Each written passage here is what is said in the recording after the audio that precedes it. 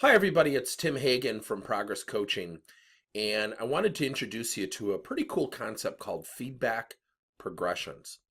Now, over the last couple months, I've been at a variety of about 5 or 6 client sites, and the results are always the same. So we come on site, we do this thing called the best practice session, and we role play. We pair people up and we practice the coaching conversation. Now, what I'm going to talk about today is something called a feedback progression. When we do our feedback, we structure it. We have rules of engagement. We don't leave it to chance. Let's be honest. How many people, when you ask them, are you thrilled to role play today? Not a lot of hands go up, right? So I always ask at the start of my session, how many of you are a little bit nervous or apprehensive about role playing? Most of the hands in the room go up. So what that teaches us is something very important. They do not have a positive association with role playing or practicing. Why is that? Well, the reason being is that most people will get feedback such as, well, Tim, that was pretty good, but if I were you, or the way I would handle that, and we start to self-impose our belief system. We start to self-impose the way we do things. And what happens is that creates a disdain, it creates a disconnect, it creates a lack of pleasure in actually practicing.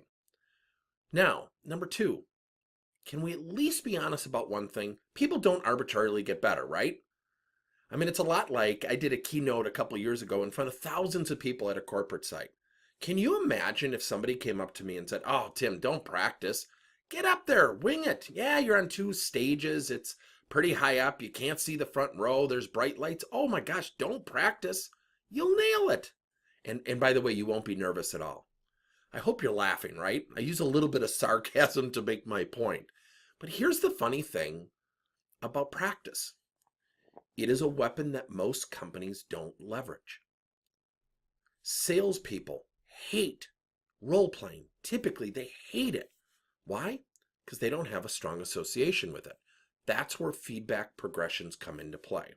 So what we do with a feedback progression is we structure the feedback. So when I deliver my best practice, I always provide the following information. I'll have someone do a practice session and I'll say, who is playing the role of coach? They raise their hands. I look to their partner and say, what's one thing your partner did really, really well he or she should be proud of?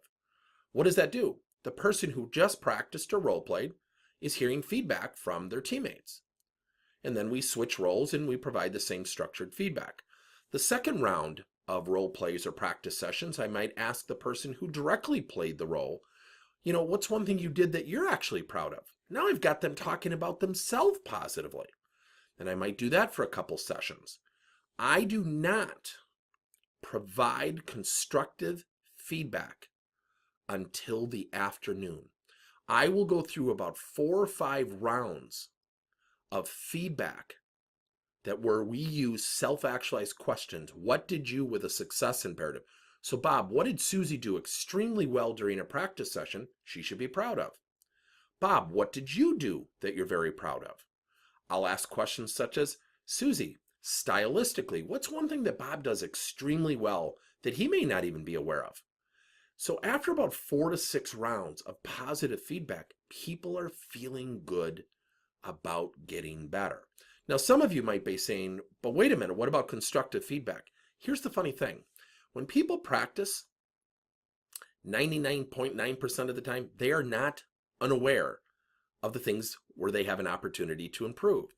But what we want to do is create a cadence of momentum so they can feel good about continuing to practice. So then in the afternoon, I introduce a concept called constructive feedback, but I frame out how they provide the feedback. So Bob, where do you feel like Susie has an opportunity to improve? Notice the opportunity to improve, and that's based on a concept called WIFT, what's in it for them. So when we structure our feedback and we have a series of positive feedback sessions, we've gained momentum, which ultimately builds greater acceptance to do what? Receive constructive feedback.